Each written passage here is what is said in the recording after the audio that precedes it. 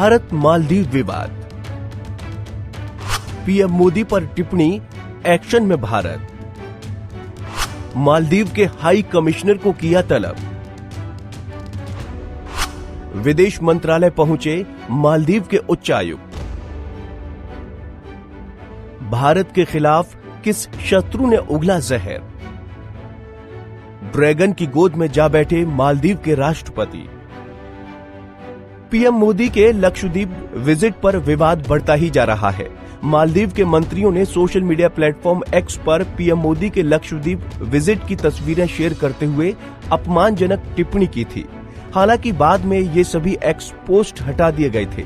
फिर भी भारत ने इस मामले में अपना कड़ा विरोध दर्ज करवाया था। नतीजतन मालदीव की सरकार ने विवादित टिप्पणी करने वाले अपने तीनों मंत्रियों को सस्पेंड कर दिया। इन मंत्रियों के नाम मरियम शेओना, मालशा शरीफ, महजूम माजिद हैं। भारत सरकार की तरफ से अधिक दबाव बनाए जाने की खातिर सस्पेंड हुए एक मंत्री महजूम मजीद ने अपना एक्स अकाउंट तक डिलीट कर दिया है। मालदीव की सरकार ने अपने मंत्रियों की अपमानजनक टिप्पणियों को उनकी निजी टिप्पणियां बताया है। भारत सरकार इतना सब कुछ पनिशमेंट देने के बावजूद भी खामोश नहीं बैठी। अब भारत सरकार ने इस मामले में मालदीव के उच्चायुक्त को भी तलब कर लिया है। दिल्ली में मालदीव के उच्चायुक्त ने भारत सरकार के पास अपनी हाजिरी लगाई है। एक तरफ जहां पीएम पर अपमानजनक टिप्पणी की वजह से भारत सरकार आग बबूला हुई दिखी और मालदीव सरकार को बैकफुट पर जाने को मजबूर किया, तो वहीं अब इस पूरे मामले में एक नया मोड़ सामने आया है। ऐसा लग रहा है कि भारत के किसी शत्रु देश ने मालदीव सरकार के कान भर दिए हैं। भारत से बढ़ते विवाद के बीच मालदीव के राष्ट्रपति मोहम्मद मुइजू ड्रैगन की गोद में जा बैठे हैं। ड्रैगन यानी चीन भारत का मुखर विरोधी देश माना जाता है। मोहम्मद मुइजू ने चीन के राष्ट्रपति शी जिनपिंग से मुलाकात की है। क्या मोहम्मद मुइजू ने शी जिनपिंग से मिलकर भारत को गीदड़ भभकी दिखाई है? ये सवाल बेहद महत्वपूर्ण है। पीएम मोदी पर मालदीव के मंत्रियों की अपमानजनक टिप्पणियों के बाद से भारतीयों ने मालदीव का कड़ा बहिष्कार किया है। बता दें कि मालदीव देश घूमने के लिए बेहतरीन देशों में से एक है और मालदीव की एक बड़ी कमाई का हिस्सा सैलानियों की जेब से ही जाता है।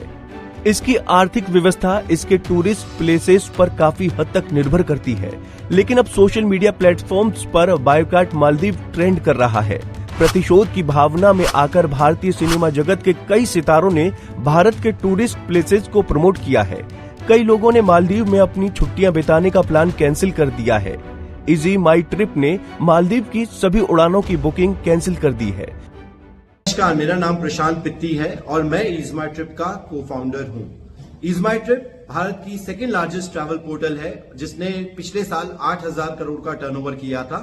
हमारी कंपनी पूरी home grown made in India company है और हमने रिसेंटली जो सोशल मीडिया पे चल रहा है, जो हमें बयान सुनने में मिल रहे हैं मालदीव्स के गवर्नमेंट के रिप्रेजेंटेटिव से, उसके तहत हमने डिसाइड किया है कि अब हम आगे से कोई भी मालदीव्स की बुकिंग एक्सेप्ट नहीं करेंगे। हमारे देश में 3 लाख लोग हर साल मालदीव्स जाते थे, अब वो इज माई ट्रिप पे ये फैसिलिटी अवेल नहीं कर पाएंगे।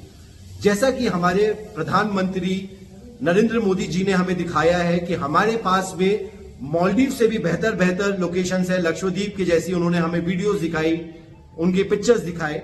हम खुद लक्षद्वीप जा चुके हैं पास्ट में और हम दोबारा लक्षद्वीप जाने वाले हैं और हम बाकी एयरलाइन से भी अनुरोध कर रहे हैं कि वो डायरेक्ट कनेक्टिविटी बनाए लक्षद्वीप की, दिल्ली से, बॉम्बे से, बैंगलोर से।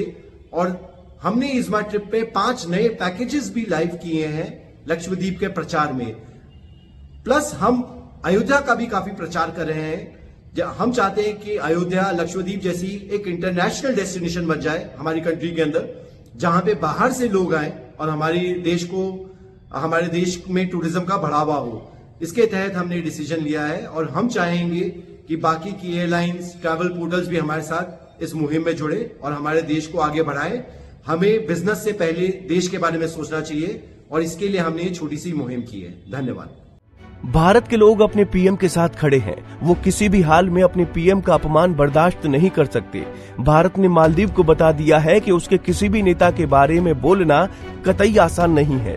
फिर चाहे मालदीव के राष्ट्रपति मोहम्मद मुइजू चीन के राष्ट्रपति शी जिनपिंग के पास जाएं या कहीं और, भारत के लोगों को इस बात से फर्क नहीं पड़ता है। एक अनुमान के मुताबिक मालदीव पर बायकॉट की बड़ी मार पड़ी है। 8,000 होटल बुकिंग और 2,300 फ्लाइट टिकट कैंसिल होने का दावा किया जा रहा है। लगता है मालदीव का बुरा हाल होने वाला है। Bureau report, Punjab Kesari TV. हमसे जुड़े रहने के लिए हमारे YouTube चैनल को सब्सक्राइब करें और नई वीडियो की नोटिफिकेशन के लिए बेल आइकॉन को दबाएं।